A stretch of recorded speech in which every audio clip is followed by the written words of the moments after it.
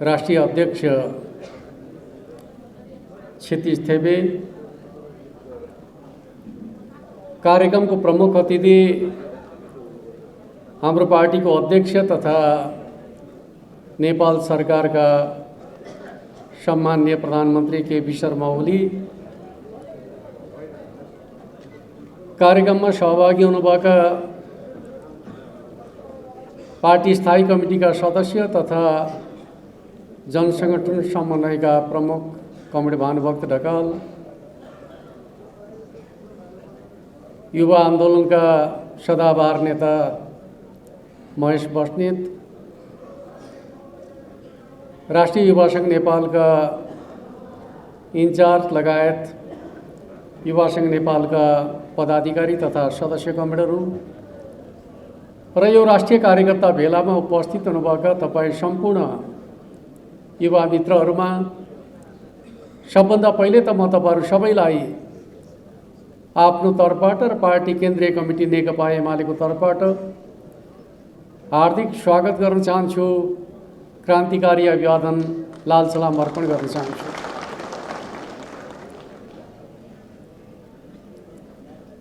राष्ट्रिय युवा संघ नेपालले अत्यन्त उपयुक्त समयमा यो राष्ट्रिय भेलाको आयोजना गरेको छ। जति बेला मुलुक निराशाको खाडलबाट बाहिर निक्लने प्रयत्न गरिरहेको छ, मुलुकलाई आर्थिक सङ्कटबाट बाहिर निकाल्ने जमर्को गरिरहेको छ, नेपालका उद्योगी व्यवसायहरू अब नेपालमै केही हुन्छ कि भनेर आशा प्रकट गरिरहेको अवस्थामा जसको नेतृत्व हाम्रो पार्टीका अध्यक्ष केपी शर्मा ओलीले गरिरहेको समयमा एक प्रकारले भन्ने राम्रो भएको देख्न नचाहने, सधैँभरि अस्थिरतामा रमाउन खोज्ने, नेपाललाई अस्थिरताको दलदलमा फसाइरहन चाहने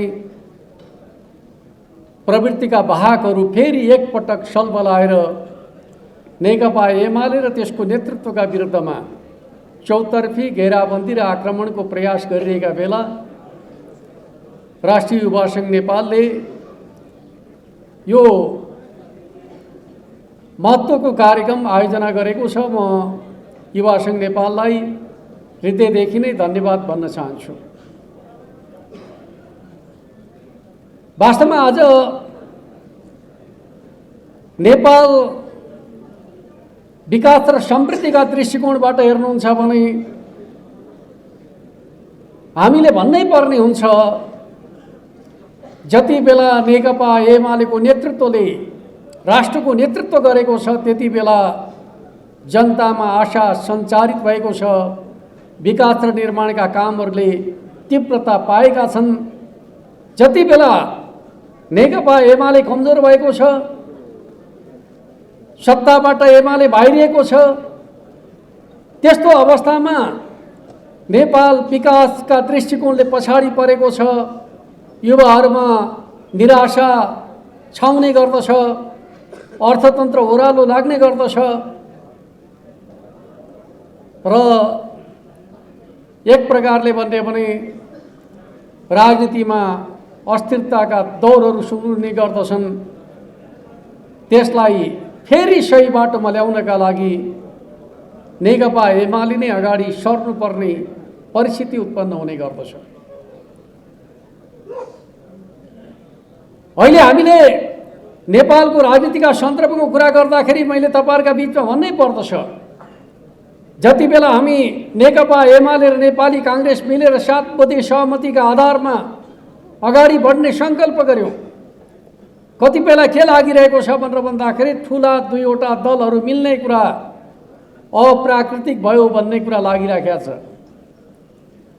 प्राकृतिक कुरा चाहिँ के हो त? जनताले अस्वीकार गरेका, जनताले नपत्याएका दलहरू शासनको शीर्ष स्थानमा रहने कुरा के प्राकृतिक कुरा हो त? नेपालको राजनीतिमा आज भन्नुहुन्छ भने जनताको लोकप्रिय मतका हिसाबले सबभन्दा लोकप्रिय पार्टी कुन हो भन्दाखेरि नेकपा एमाले पार्टी। अर्कोतिर परिणामका दृष्टिकोणले सबभन्दा ठुलो पार्टी कुन हो भन्दाखेरि नेपाली कांग्रेस।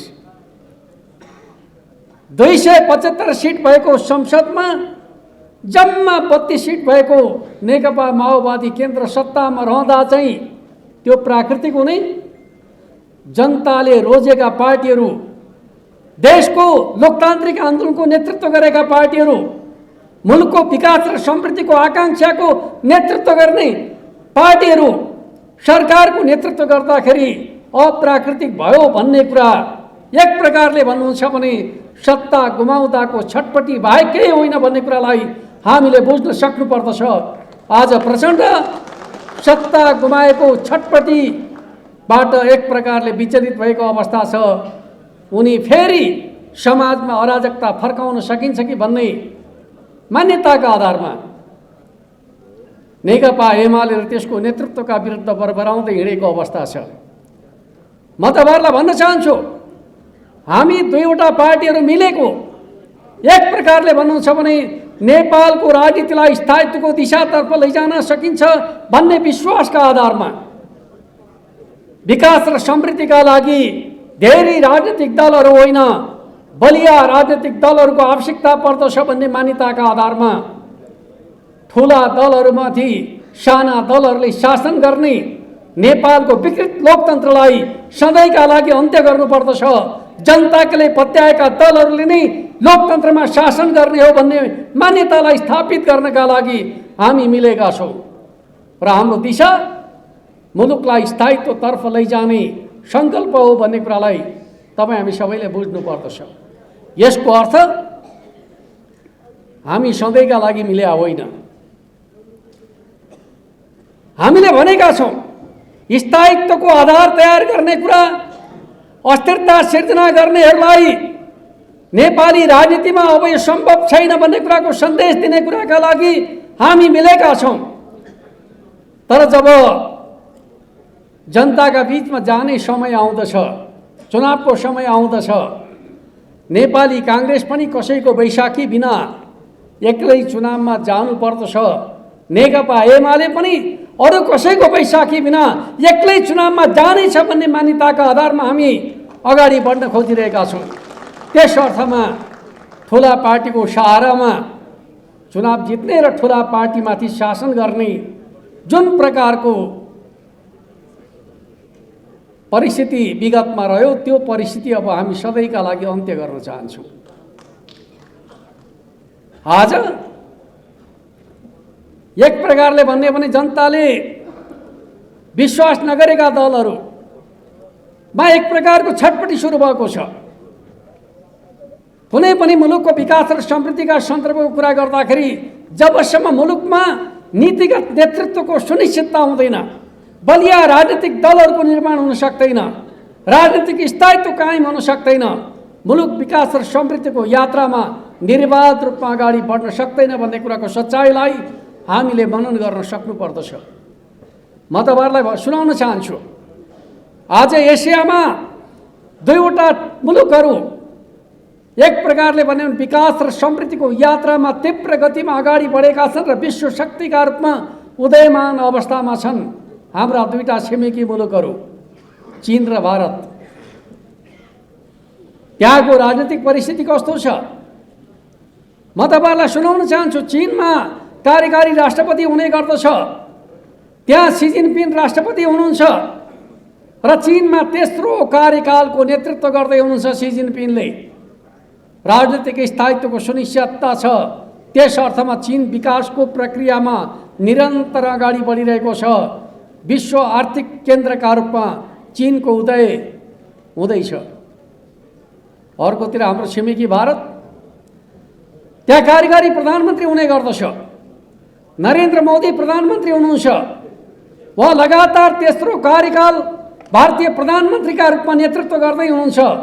त्यस अर्थमा भारतको विकासले गति लिएको छ, समृद्धिको यात्रा अगाडि बढेको छ भन्ने कुरालाई तपाईँ हामी विश्वास गर्दछौँ, मान्दछौँ भने नेपाल बनाउने तपाईँ हाम्रो सपना कसरी पुरा हुन्छ भन्ने कुरा यसैबाट हामीले बुझ्न सक्नुपर्दछ, सिक्न सक्नुपर्दछ भन्ने कुरा म तपाईँहरूका बिचमा राख्न चाहन्छु। त्यस अर्थमा अब हामीले सङ्कल्प गर्नुपर्दछ, अठोट गर्नुपर्दछ।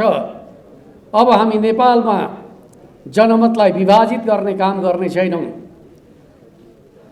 नेपाली जनताको जनमतलाई धेरै राजनीतिक दलहरूमा बाँड्ने जुन परम्परा छ, यो परम्परालाई अन्त्य गर्न चाहन्छौँ र नेपालमा ठुला राजनीतिक दलहरू नीतिगत नेतृत्वको सुनिश्चितता गर्न चाहन्छौँ ताकि उनीहरूका माध्यमबाट मुलुकले विकास र समृद्धिको नयाँ युगको थालनी गर्न सकोस्। त्यस अर्थमा हामीले प्रथम राष्ट्रिय महाधिवेशन प्रतिनिधि परिषदका माध्यमबाट भनेका छौँ, अब हामी नेकपा एमालेलाई निर्णायक राष्ट्रिय शक्तिका रूपमा स्थापित गर्न चाहन्छौँ। त्यो भनेको के हो त भन्दाखेरि नेकपा एमाले पार्टीको नीति राष्ट्रको नीति बन्ने कुराको आधार तयार गर्न चाहन्छौँ। एमाले पार्टीको नीति एमालेको मात्रै नीति भयो भने समग्र देशको विकास र समृद्धिको यात्रा अगाडि बढ्न सक्दैन। मुलुकलाई अगाडि बढाउने हो भने नेकपा एमालेको नीति राष्ट्रको नीति बन्ने सुनिश्चित आधार तयार गर्नुपर्दछ। त्यस अर्थमा मिसन 84 अब नेकपा एमालेको एकल बहुमतको सरकार बनाउने अभियान बन्नुपर्दछ र त्यो अभियानमा युवाहरू सारथीका रूपमा अगाडि बढ्नुपर्दछ। युवाहरूले त्यसको अगुवाई गर्नुपर्दछ, त्यसको नेतृत्व गर्नुपर्दछ भन्ने कुरा म तपाईँहरूका बिचमा राख्न चाहन्छु। हामीले भन्दै आएका छौँ, राजनीति 3 पुस्ताको संयोजन हो। कुनै पनि पार्टी गतिशील ढङ्गले अगाडि बढ्न चाहन्छ भने त्यसले स्वाभाविक रूपमा 3 पुस्ताको संयोजन गर्न सक्नुपर्दछ। नयाँ पुस्तालाई राजनीतिसँग जोड्न सकिँदैन भने त्यो राजनीतिक दलको भविष्य लामो समयसम्म हुन सक्दैन। कुनै पनि राजनीतिक दलले आफ्नो भविष्यलाई सुनिश्चित गर्ने हो भने युवाहरूमाथि भरोसा गर्न सक्नुपर्दछ, युवाहरूलाई साथमा लिएर हिँड्न सक्नुपर्दछ। नेकपा एमाले युवाहरूमाथि भरोसा गर्दछ, युवाहरूको अगुवाईमा राष्ट्र निर्माणको नेतृत्व गर्न चाहन्छ। त्यस अर्थमा हामी भन्न चाहन्छौँ, अबको युग युवाहरूको युग हो। युवाहरूको साथमा नेकपा एमाले छ। नेकपा एमालेको नेतृत्वमा समृद्ध राष्ट्र नेपाल निर्माण गर्न चाहन्छौँ। समृद्ध राष्ट्र नेपालका माध्यमबाट हामी जनतालाई सुखी बनाउन चाहन्छौँ। हाम्रो पार्टीको ध्येय र उद्देश्य यही रहेको छ।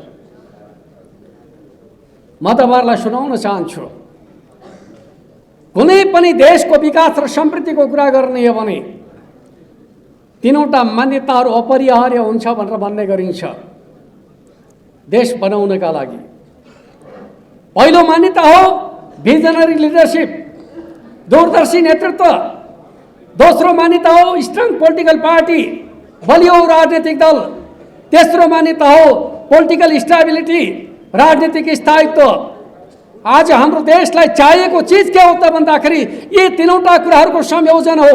जसले यी 3वटा कुराहरूको सुनिश्चितता गर्न सक्दछ त्यसले नै यो देश निर्माणको नेतृत्व गर्न सक्दछ भन्ने कुराको सच्चाइलाई हामीले बुझ्न सक्नुपर्दछ।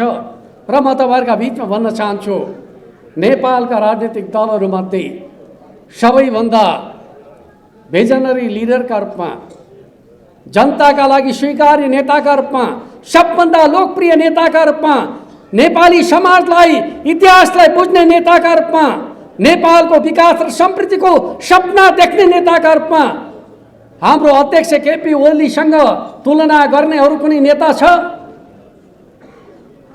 छैन भने हामी उहाँको नेतृत्वमा राष्ट्र निर्माणको अगुवाई गर्न चाहन्छौँ। केपी ओलीको नेतृत्वमा हामी नेपाल राष्ट्रलाई समृद्ध नेपाल, सुखी नेपालीको राष्ट्रिय आकांक्षा पूरा गर्ने दिशातर्फ जान चाहन्छौँ। त्यो अभियानमा अब युवाहरू जुट्नु पर्दछ। आज केपी ओलीमाथि भइरहेको घेराबन्दी र आक्रमण नेपाली युवाहरूको भविष्य खोज्ने दुष्प्रयास हो भन्ने कुरालाई युवाहरूले मनन गर्नुपर्दछ। जसले देश निर्माणको नेतृत्व गर्न सक्दछ उसैमाथि प्रहारका निशानाहरू छन्।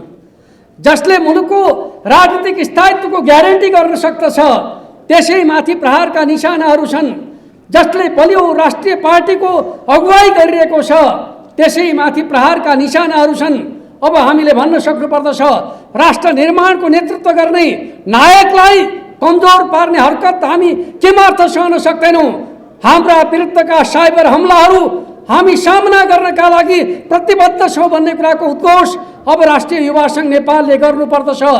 जसरी नेपालमा जति जति बेला सङ्कट आउने गर्दछ, राष्ट्रिय युवा सङ्घ नेपाल त्यो सङ्कटको सामना गर्नका लागि सबभन्दा पहिले अग्र मोर्चामा उभिने गरेको छ। एउटा समय थियो शान्ति प्रक्रिया पछाडि सहर बजारमा वाइसएलका नामको एउटा आतंक सिर्जना गरियो। उद्योगी व्यवसायहरू बोल्न नसक्ने अवस्थामा पुगेका बेला, समाजमा अराजकता उत्पन्न भएका बेला जनताको सुरक्षाको ढाल बनेर खडा भएको थियो राष्ट्रिय युवा सङ्घ युथ फोर्सका नाममा, जसले त्यो आतंकलाई सधैँका लागि अन्त्य गर्ने काम गरेका थियो। आज फेरि त्यस्तै प्रकारको परिस्थितिको सामना गर्नका लागि युवा सङ्घ नेपाल फेरि अगाडि आउनुपर्ने छ। त्यो के हो त भन्दाखेरि देशका पक्षमा काम गर्ने नेताका विरुद्ध हमला गर्ने, यो मुलुकको राष्ट्रियता पक्षमा, स्वाधीनता र स्वाभिमानका पक्षमा चट्टान जस्तै उभिएको नेतामाथि प्रहार गरिकन यो राष्ट्रलाई कसैको कठपुतलीका रूपमा, खेलौनाका रूपमा नचाउन चाहनेहरूको मनोकांक्षा पुरा हुन नदिनका लागि स्वाभाविक रूपमा अब युवाहरू जाग्नु पर्दछ। यो देशको स्वाभिमान स्वाधीनताको रक्षाका लागि कमरेड केपी ओलीले जुन प्रकारको नेतृत्व गर्नुभएको छ, त्यो नेतृत्वमाथि प्रहार गर्ने जुन प्रकारको दुष्प्रयास आज नेपाली राजनीतिमा भइरहेको छ, त्यसलाई सामना गरेर मात्रै हामी नेपाल राष्ट्रको शिरलाई उचा बनाउन सक्दछौँ। त्यसलाई सामना गरेर मात्रै हामी विकास र समृद्धिको यात्रा अगाडि बढाउन सक्दछौँ। त्यस अर्थमा हामी अहिले भइरहेको साइबर हमलाका विरुद्धमा जुझारु ढङ्गले अगाडि बढ्न सक्नुपर्दछ।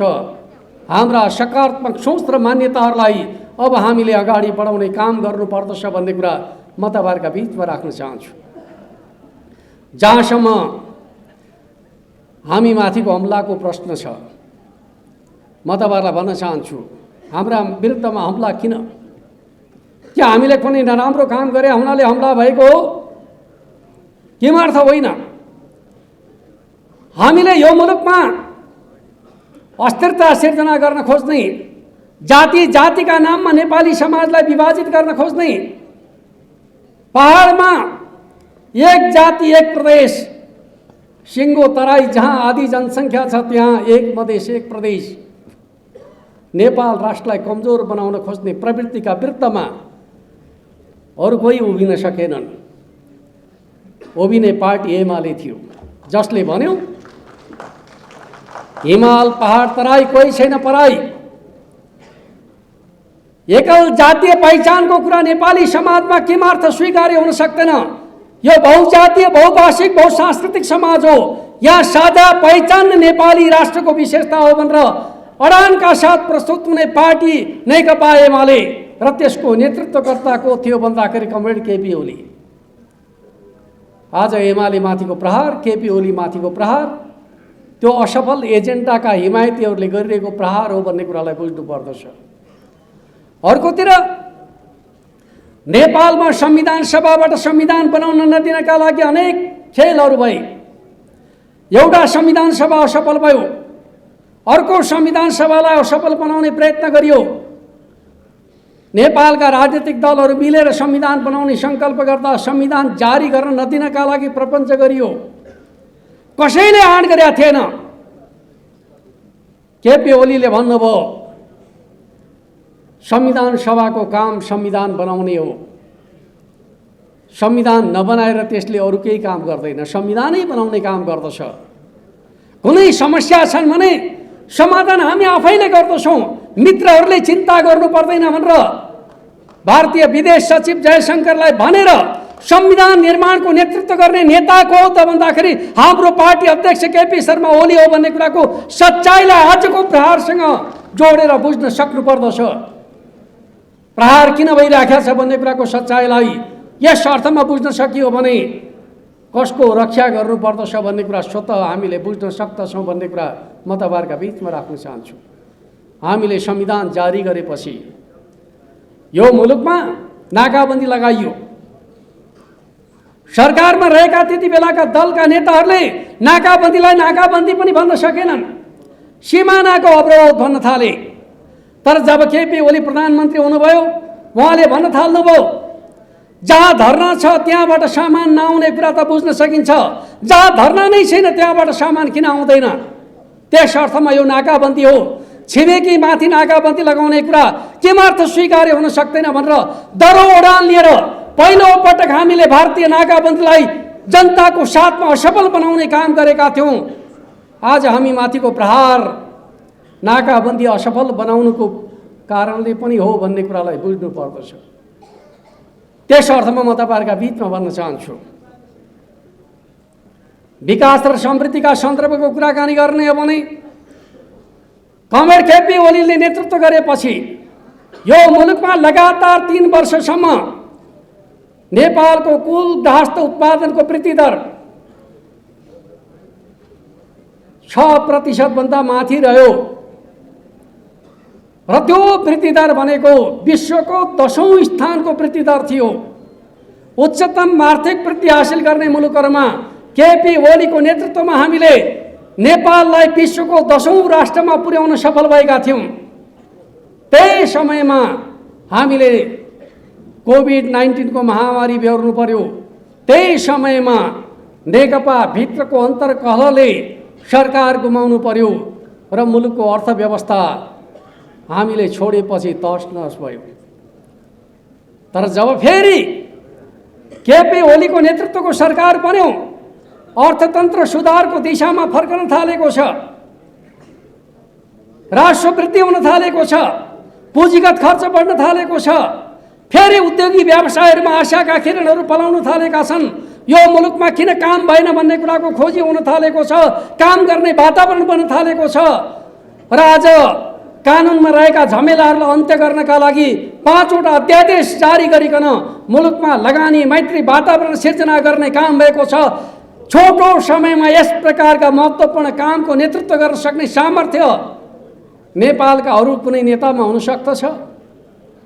कतिले भन्दछन् अध्यादेशको बाटो भनेको असंवैधानिक बाटो रे। म तपाईहरुलाई सुनाउन चाहन्छु, संविधानले दिएको अधिकार असंवैधानिक भन्नेहरू विकासका विरोधी हुन्। अहिले ल्याइएको अध्यादेश कुनै स्वार्थका लागि ल्याइएको होइन। अहिले ल्याइएको अध्यादेश मुलुकको अर्थतन्त्रलाई सङ्कटबाट जोगाउनका लागि हो, मुलुकको राज्य प्रशासनलाई प्रभावकारी बनाउनका लागि हो, विकास र समृद्धिको आकांक्षालाई तीव्रता दिनका लागि हो। त्यस अर्थमा म तपाईहरुलाई भन्न चाहन्छु, अमेरिकामा राष्ट्रपतिले शपथ ग्रहण गर्ने बित्तिकै दर्जनौं कार्यकारी आदेशहरू जारी भए। त्यहाँ कुनै क्याबिनेटको पनि आवश्यकता परेन, एकजना राष्ट्रपतिले आदेश जारी गरे। तर नेपालमा जारी गरेको अध्यादेश राष्ट्रपतिबाट प्रमाणित गर्नुपर्दछ। त्यसरी जारी गरेका अध्यादेशहरू संसद खोलेको तत्काल दर्ता गर्नुपर्दछ, संसदमा छलफल हुने गर्दछ। त्यो संवैधानिक र कानुनी व्यवस्था छ भन्ने कुरालाई हामीले बुझ्नु पर्दछ। त्यस अर्थमा अध्यादेशको बाटो भनेको असंवैधानिक बाटो होइन। अध्यादेशको बाटो भनेको छिटो छरितो ढङ्गले जनतालाई सेवा प्रवाह गर्नका लागि शान्ति प्रक्रियाका नाममा संविधान सभाका नाममा हामीले 10 वर्षको समय संक्रमण कालका नाममा गुजारेका छौं। यस हिसाबले भन्नुहुन्छ भने नेपालमा राजनीतिक दलहरूले खुलास्त हिसाबले काम गर्न पाएको समय कति हो भनेर भन्दाखेरि जम्मा 1 दशकको समय हो। आज 1 दशकको समय 6 दशक संघर्षमा बिताएका पार्टीहरू जम्मा 1 दशक उनीहरूले काम गर्न पाएका छन्। त्यो पनि राजनीतिक अस्थिरताको दुष्चक्रमा परेर पुराना पार्टी असफल भए। अब नयाँ खोज्नु पर्दछ। कस्तो नयाँ खोज्नु पर्दछ? नयाँ खोज्नेहरूले नारा लगाए, जान्नेलाई छान्नु पर्दछ। नारा साह्रै मिठो थियो, छान्नै पर्दछ, जान्नेलाई नै छान्नु पर्दछ। तर कस्ता रहेछन् त नेता भन्दाखेरि सहकारीको रकम कम्पनीमा प्रयोग गर्न पाइँदैन भन्ने कानुन पनि पढ्न नजान्नेहरू जान्नेलाई छान्नेका अभियानकर्ता रहेछन्। नेपालको कानुन के छ भन्ने कुरा त जान्नु पर्यो नि जान्नेलाई छान्नेहरूले, परेन। र कुनै पनि संस्थाबाट ल्याएको रकम फिर्ता गर्नुपर्दछ भन्ने मान्यताका आधारमा त्यो रकमको सदुपयोग गर्नुपर्दछ भन्ने कुरा त जान्नु पर्यो नि। जहाँबाट पनि ल्याएको छ, मन परी खर्च गरेको छ, संस्था डुबाएको छ, नारा लगाएको छ, जान्नेलाई छान्ने र त्यसका पछाडि युवाहरूलाई भ्रममा पार्ने। अब युवाहरू भ्रमित हुनेवाला छैनन्। जान्नेलाई छान्ने नाममा नेपाललाई अस्थिरताको दुश्चक्रमा फसाउने षड्यन्त्र गरिएको थियो भन्ने कुरा अब युवाहरूले बुझिसकेका छन्। म तपाईँलाई भन्न चाहन्छु, हामीले हाम्रो मुलुकका समस्याहरू समाधान गर्नका लागि अनुभव नभएका, एक प्रकारले भन्ने भने राजनीति विज्ञानसँग बेखबर भएका, सामाजिक सञ्जालमा लोकप्रियता हासिल गरेका भरमा राजनीतिको मैदानमा सफल भइन्छ भन्ने हुँदैन।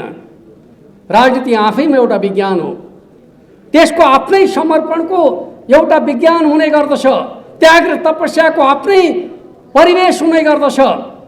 राजनीति गर्ने हो भने सङ्घर्ष गर्न सक्नुपर्दछ, धैर्यता राख्न सक्नुपर्दछ।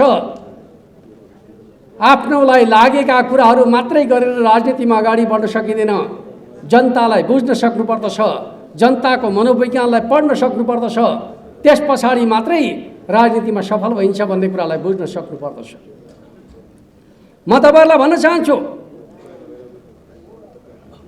दुनियाँका विकसित बनिएका देशहरू, अमेरिकामा सयौं वर्षदेखि तिनै पुराना पार्टीहरूले अमेरिकी लोकतन्त्रको नेतृत्व गरिराखेका छन्।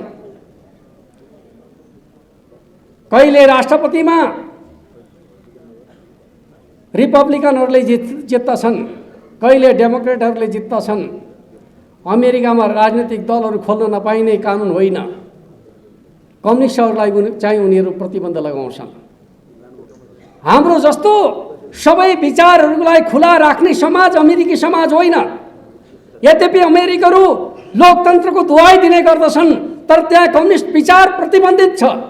यो कुरा हामीले बुझ्न सक्नुपर्दछ। हामी त जनताको बहुदलीय जनवादको मान्यताका आधारमा, प्रतिस्पर्धाका आधारमा श्रेष्ठता हासिल गर्ने नीतिमा विश्वास गर्दछौँ। नेकपा एमाले सबभन्दा ज्यादा लोकतान्त्रिक पार्टी हो भन्ने कुरालाई बुझ्नु पर्दछ। सबै प्रकारका विचारसँग प्रतिस्पर्धा गर्ने मान्यता राख्दछ नेकपा एमाले। प्रतिस्पर्धा पहलकदमीका आधारमा श्रेष्ठता हासिल गर्ने मान्यता नेकपा एमालेको मान्यता। र म तपाईँलाई भन्न चाहन्छु, तर त्यो मान्यता स्वाभाविक रूपमा राष्ट्रको नेतृत्व गर्नका लागि, नीतिगत नेतृत्व गर्नका लागि बलियो राष्ट्रिय शक्ति निर्माण गर्यो भने मात्रै नीतिगत नेतृत्व हासिल हुन सक्दछ भन्ने कुरालाई बुझ्नु पर्दछ। सयौं फुलहरू फुल्न दिनुपर्छ भन्नुको अर्थ सयौं पार्टीहरू खोलेर चाहिँ सत्ताको राजनीतिमा लुछाचुडी गर्नुपर्दछ भने होइन। एउटै पार्टीभित्र सयौं प्रतिभाहरूलाई समेट्न सक्ने मान्यताको कुरा हो भन्ने कुरालाई बुझ्नु पर्दछ। सयौं फुलहरू फुल्नु पर्दछ भन्नुको अर्थ यो नेकपा एमालेको फुलबारीमा सयौं फुलहरू फुल्ने छन् र यही पार्टी राष्ट्रिय पार्टी बन्ने छ भन्ने कुरालाई हामीले बुझ्नु पर्दछ। सयौं फुलहरू फुल्नुको अर्थ सयौं पार्टीहरू निर्माण गर्नु होइन। पार्टीहरूको निर्माण लक्ष्यका आधारमा हुने गर्दछ, नीतिका आधारमा हुने गर्दछ। गन्तव्य कहाँ हो थाहा छैन, नीति के हो थाहा छैन, हिँड्ने बाटो के हो थाहा छैन, तर हामी विकल्प हौँ भन्ने कुराको कुनै अर्थ हुँदैन। त्यस अर्थमा विकल्प दिनेले लक्ष्य देखाउन सक्नुपर्दछ, सिद्धान्त अवलम्बन गर्न सक्नुपर्दछ, सङ्गठन गर्न सक्नुपर्दछ। बिना सङ्गठन, बिना सिद्धान्त, बिना लक्ष्य राजनीतिक यात्रा हुन सक्दैन भन्ने कुरालाई बुझ्न सक्नुपर्दछ। आज जुन प्रकारले नेपालमा विकल्पका नाममा पपुलिजमलाई विकल्पका रूपमा प्रस्तुत गर्न खोजिएको छ, यसले नेपाल राष्ट्रलाई कमजोर बनाउने काम मात्रै गर्दछ भन्ने कुराको सच्चाइलाई हामीले बुझ्न सक्नुपर्दछ भन्ने कुरा म तपाईँहरूका बिचमा राख्न चाहन्छु। अर्कोतिर आज समाजवादका नाममा अनेक प्रकारका दलहरू खोलेर समाजवादी आन्दोलनलाई कमजोर पार्ने काम भइरहेका छ।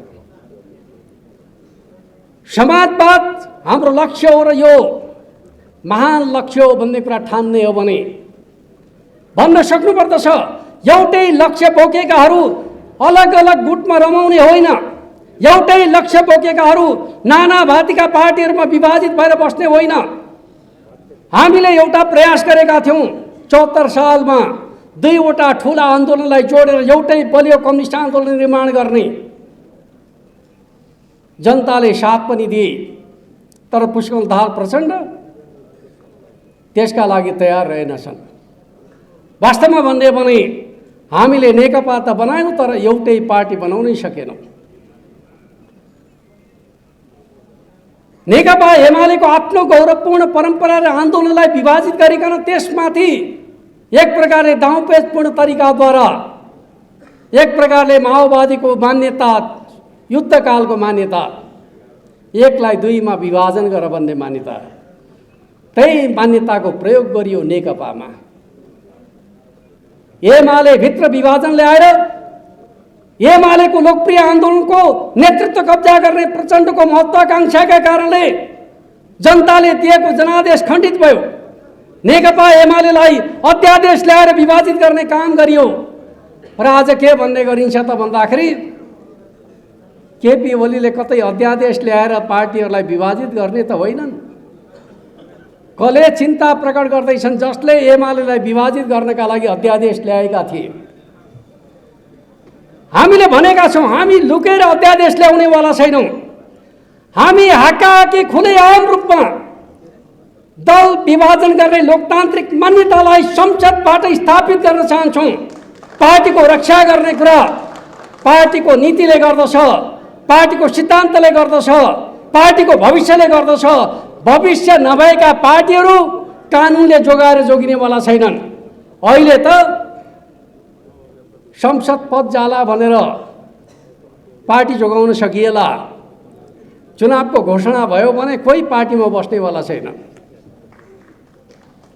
चाहे त्यो एकीकृत समाजवादीको कुरा गर्नुहोस्, चाहे माओवादी पार्टीको कुरा गर्नुहोस्।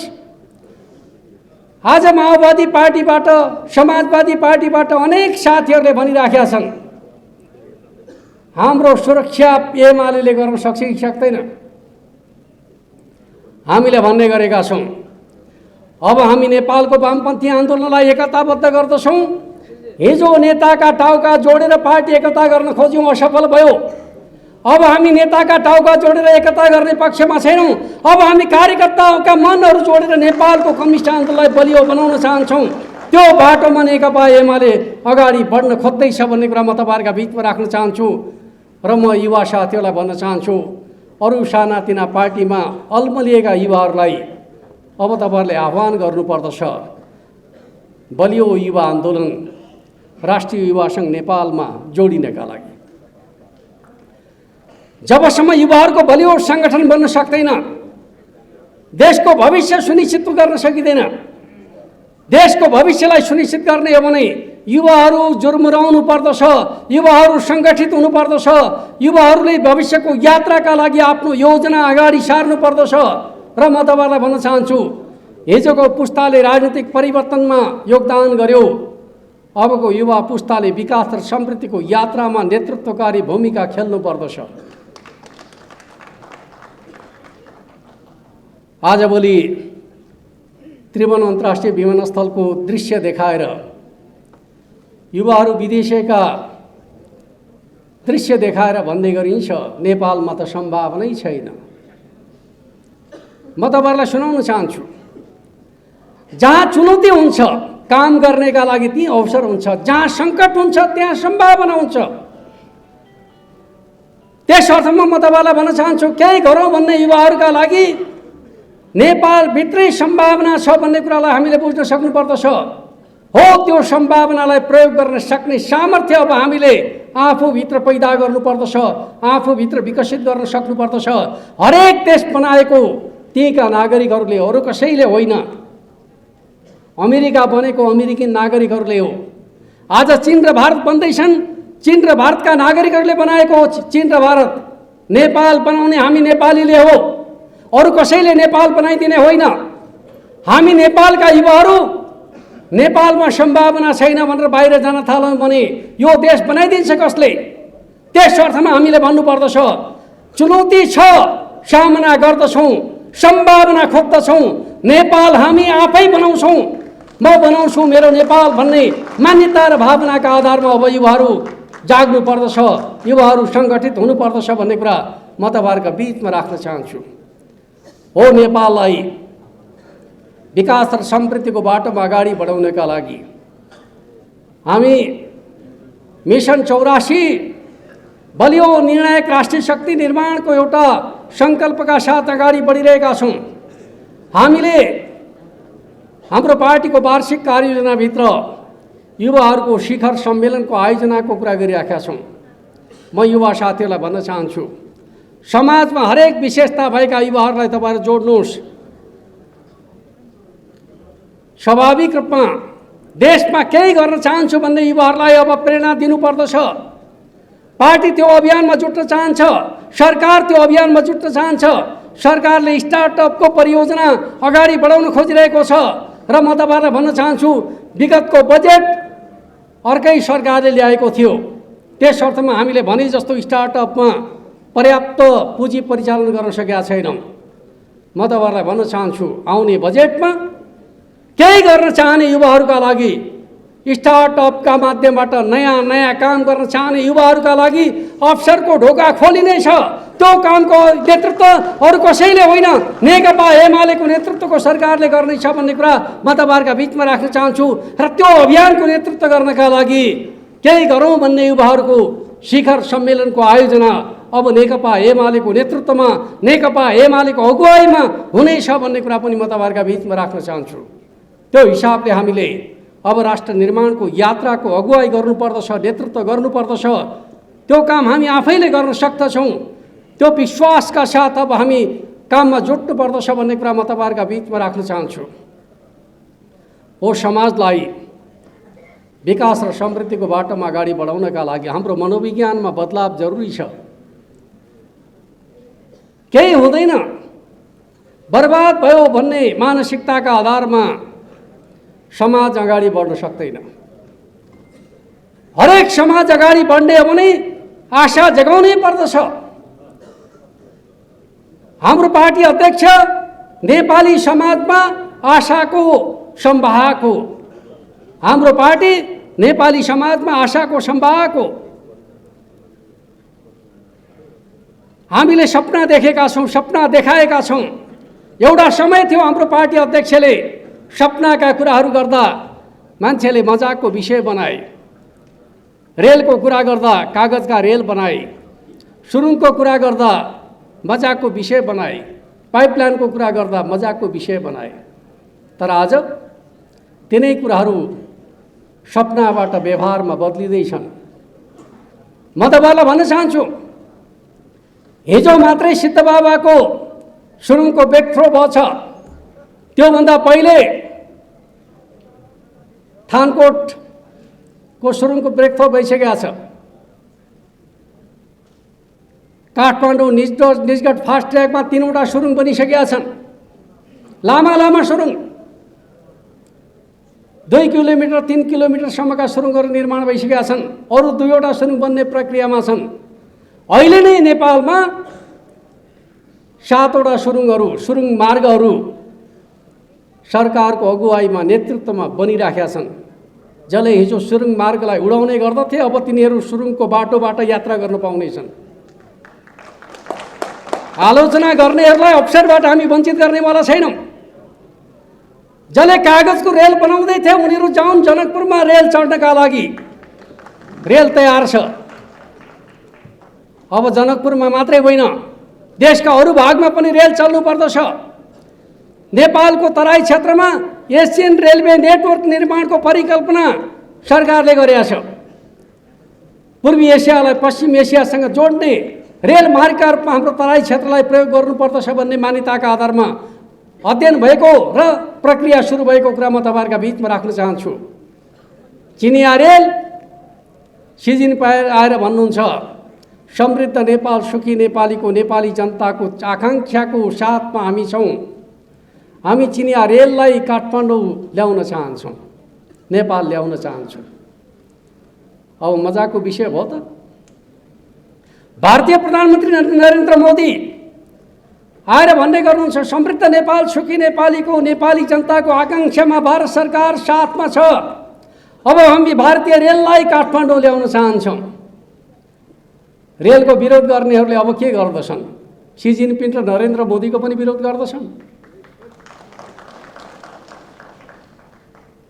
कति हाला काँचा रहेछन् नेपालका नेकपा एमाले भन्दा बाहिरका राजनीतिज्ञहरू, जसले आफूलाई विकल्प ठान्ने गर्दछन्। उनीहरूको मानसिकता कति कमजोर रहेछ भन्ने कुरा त रेल सपनाले देखाउँछ। हामी नै हो जसले नेपालको पानीमा नेपाली जनताको पहिलो हक लाग्दछ भन्ने मान्यताका आधारमा पैरवी गर्यौं। नदी पथान्तर योजना अगाडि बढायौं। भेरीको पानीलाई बबरीमा डाइभर्सन गर्ने योजना अगाडि सार्यौं। सुनकोशीको पानी मरिनमा डाइभर्सन गर्ने काम सुरु भएको छ। सुरुङ खन्ने काम सम्पन्न भइसकेको छ। अब सडक मात्रै होइन, पानी पनि सुरुङबाट किसानका खेतमा जाने समय सुरु भएको छ। कसको नेतृत्वमा? नेकपा एमालेको सरकारको नेतृत्वमा। सपना नदेखिकन नेपाल बन्दैन। यो चिजलाई हामीले बुझ्न सक्नुपर्दछ। म तपाईहरुलाई भन्न चाहन्छु, नेकपा एमालेको सरकार बन्नुभन्दा पहिले रातिको समयमा उडान हुने एयरपोर्ट भनेको एउटा मात्रै थियो, त्रिभुवन अन्तर्राष्ट्रिय विमानस्थल। आज नेपालका 10 वटा एयरपोर्टहरूमा रात्रिकालीन उडान अवतरण हुने कुराको सुनिश्चितता भएको छ। नेपालका सबै पहाडी जिल्लाका एयरपोर्टहरूका धावन मार्गहरू त्यही छोटो समयमा कालोपत्रे गरिएका छन्। नेपाल बनेन भन्नेहरूले तिनै एयरपोर्टमा यात्रा गरेर आफ्ना फेसबुकका स्ट्याटसहरू हाल्ने गर्दछन्, तर तिनै एयरपोर्टबाट उनीहरू यात्रा गर्ने गर्दछन्। सत्य स्वीकार गर्न उनीहरूलाई बडा गाह्रो भएको छ, किनकि उनीहरूलाई एउटा मिसन अन्तर्गत नेकपा एमालेको विरोध गर्नु छ। देश बनाउने मिसन होइन। देश बनेन भन्ने नाममा देशलाई बिगार्ने, अस्थिरतामा लिएर जाने जुन प्रकारको मिसन चलेको छ, अब त्यो मिसन चल्नेवाला छैन, चल्न दिनै छैन भनेर हामीले भन्नुपर्दछ। त्यो अभियानमा अब हामी जुट्नु पर्दछ। बनाउनेलाई बनाउन दिनुपर्दछ। बनाउनेको साथमा अब जनता उभिनु पर्दछ भनेर चाहिँ हामीले उद्घोष गर्नुपर्दछ। त्यो अभियानको नेतृत्व अब हामीले गर्नुपर्दछ भन्ने कुरा म तपाईहरुका बीचमा राख्न चाहन्छु। र हामी मिसन 84 भनिराखेका छौँ। निर्णायक राष्ट्रिय शक्ति निर्माणको कुरा गरिराखेका छौँ। र म तपाईहरुलाई भन्न चाहन्छु, अब युवा पुस्ताहरूका बीचमा जुन प्रकारको मूलधारको राजनीतिप्रति अनास्था र अविश्वास सिर्जना गर्ने प्रयत्न गरिएको छ, त्यसलाई अन्त्य गर्नका लागि तपाईहरु अब युवाहरूका बीचमा जानुपर्दछ, भन्नुपर्दछ। अमेरिकी समाजमा पुरानै पार्टीभित्र नीतिको विकल्प खोज्न सकिन्छ, नेतृत्वको विकल्प खोज्न सकिन्छ, जबकि त्यहाँका पार्टीहरूको इतिहास नेपालको भन्दा धेरै पुरानो छ। संसदीय प्रजातन्त्रको जननी भनिने बेलायतमा सयौं वर्षदेखि तिनै पार्टीहरू राजनीतिमा छन्। त्यहाँको विकास र समृद्धिको नेतृत्व तिनैले गरेका छन्। त्यहाँ नयाँ चाहिएको छैन। विश्वको शक्ति केन्द्र बन्ने अमेरिकामा नयाँ चाहिएन। विश्वको सबभन्दा ठुलो लोकतन्त्र बन्ने भारतमा नयाँ पार्टी चाहिएन। तीव्रतामा आर्थिक विकासको नेतृत्व गर्ने चीनमा नयाँ पार्टी चाहिएन। नेपालमा विकास र समृद्धिका लागि पुराना भएनन्, नयाँ चाहियो भनेर गीत गाउनेहरूले के साँच्चै नेपालको विकास र समृद्धिको चिन्ता गरेको हो? होइन। नेपाललाई अस्थिरताको बफर जोन बनाउन खोजेको हो। दक्षिण एसियामा अशान्ति मचाएर एसियाको विकास र समृद्धिलाई रोक्न खोजेको हो। पुँजीवादी साम्राज्यवादीहरूको स्वार्थको सेवा गर्न खोजेको भन्ने कुराको सच्चाइलाई हामीले बुझ्न सक्नुपर्दछ। त्यस अर्थमा आज नेपालमा जुन प्रकारको निराशाका खेतीहरू भइरहेका छन्, त्यो खेती भनेको भू-राजनीतिक द्वन्द्वको चपेटामा नेपाललाई पारिकन नेपाललाई अस्थिरताको शिकार बनाएर विदेशी शक्तिका सामु शासकहरूलाई झुक्ने परिस्थिति र बाध्यता सिर्जना गर्न खोज्नेहरूको परिणाम हो भन्ने कुरालाई हामीले बुझ्नुपर्दछ। त्यस अर्थमा नेपाल बनाउनका लागि राज्य बलियो हुनुपर्दछ। बलियो राज्यले मात्रै जनतालाई सुख र समृद्धिको नेतृत्व गर्न सक्दछ, कमजोर राज्यले सक्दैन। बलियो राज्य निर्माण गर्नका लागि बलिया राजनीतिक दलहरूको आवश्यकता पर्दछ। अब युवाहरूको सपना त्यो दिशातर्फ केन्द्रित हुनुपर्दछ भन्ने कुरा म तपाईहरुको बीचमा राख्न चाहन्छु। आज युवा सङ्घ नेपालले समाजमा केही गरौँ भनेर चाहिँ भूमिका खेलेका, सफलता प्राप्त गरेका तीनजना युवाहरूलाई सम्मान गरेर अब युवाहरूको बाटो, अबको भविष्यको दिशा के हो भन्ने कुराको राम्रो सन्देश दिएको छ भन्ने कुरा म राख्न चाहन्छु। सम्मानित तिनैजना युवाहरूलाई म हृदयदेखि नै बधाई भन्न चाहन्छु। पारसीले क्रिकेटको व्यवस्थापनका क्षेत्रमा जे गरेर देखाउनुभयो, एनपिएलको सफलता एक प्रकारले भने नेपाल जस्तो मुलुकमा एनपिएलको जुन प्रकारको सफलता क्रिकेटका क्षेत्रमा प्राप्त भयो, त्यसले के देखाउँछ भने भविष्यको खेल क्षेत्रका लागि नेपाल अत्यन्त उर्वरक क्षेत्र हो भन्ने कुरा देखाएको छ। खाँचो कुशल व्यवस्थापनको हो भन्ने कुरालाई उहाँले प्रमाणित गर्नुभयो। त्यस अर्थमा तपाईहरुले सम्मान गर्नुभयो, धन्यवादको पात्र हुनुहुन्छ।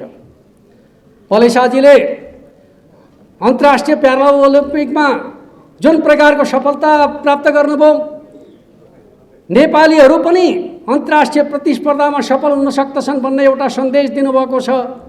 युवाहरूको प्रेरणाको स्रोत हुनुहुन्छ, तपाईहरुले सम्मान गर्नुभयो, त्यसका लागि युवा संघ धन्यवादको पात्र छ। अस्कर अलीजी नेपालको मुस्लिम समुदायको एउटा युवा, नेपालको आइटीको क्षेत्रमा उहाँले जुन प्रकारको भूमिका खेल्नुभयो, जुन सामर्थ्य प्रकट गर्नुभयो, एउटा असाधारण भूमिका र सामर्थ्य उहाँले आइटीको क्षेत्रमा जसरी प्रकट गर्नुभएको छ, नेपाललाई डिजिटल युगतर्फ लैजाने कुरामा जसरी नेपाल सरकारलाई निस्वार्थ रूपमा सहयोग गर्नुभएको छ, त्यो व्यक्तिलाई तपाईहरुले सम्मान गरिकन अब नेपाल डिजिटल युगमा प्रवेश गर्नुपर्दछ। युवाहरूको साथी हो डिजिटल युग भन्ने मान्यताको सन्देश तपाईहरुले दिने प्रयत्न गर्नुभएको छ। म तपाईहरु सबैलाई यो महत्त्वपूर्ण कार्यक्रमको आयोजनाका लागि धन्यवाद भन्न चाहन्छु र भन्न चाहन्छु अबको युवा स्वाभाविक रूपमा ज्ञानले मात्रै अब काम चल्नेवाला छैन। ज्ञानसँग सिपलाई जोडौँ, सिपसँग इलम र उद्योगलाई जोडौँ। राष्ट्र निर्माणको यात्रामा अब हामी जोडिनु पर्दछ। त्यसका लागि स्वाभाविक रूपमा अबको युवा प्रविधि मैत्री युवा, आधुनिक यन्त्र उपकरणको प्रयोग गर्न सक्ने सामर्थ्य बोकेको युवा, अबको युवा कुशल व्यवस्थापक युवा, आफै उद्यम गर्न सक्ने, आफै व्यवस्थापन गर्न सक्ने, आफै व्यवसायी बन्न सक्ने, आफै रोजगारी सिर्जना गर्न सक्ने। रोजगारदाता भनेको राज्य मात्रै हो भन्ने मानसिकताबाट अब हामी बाहिर निक्लनु पर्दछ। रोजगारदाता भनेको अब हामी आफै युवाहरू रोजगारदाता बन्ने हो भन्ने एउटा सङ्कल्प अठोट गर्नुपर्दछ। नेपालमा रोजगारी सिर्जना गर्ने काम हामी युवाहरूले आफ्नै इलमका माध्यमबाट, आफ्नै व्यवसायका माध्यमबाट, आफ्नै कर्मका माध्यमबाट गर्दछौँ भन्ने कुराको सन्देश दिन सुरु गर्नुपर्दछ। एउटा समय थियो बाबुबाजेको पुँजी हुनेहरूले मात्रै काम गर्न सक्दछन् भन्ने समय, अब त्यो समय सकिएको छ। जोसँग क्षमता छ उसले आफ्नै जीवनमा प्रगति गर्न सक्दछ। आजको युग क्षमता भएकाहरूको युग हो। अब हामीले आफूलाई क्षमतावान युवामा बदल्ने सङ्कल्प गर्नुपर्दछ, अठोट गर्नुपर्दछ। युवा सङ्घ नेपालले त्यसको नेतृत्व गर्नुपर्दछ। यही शुभकामनाका साथ म आफ्नो भनाइलाई अन्त्य गर्न चाहन्छु। हवस् त, धन्यवाद, नमस्कार।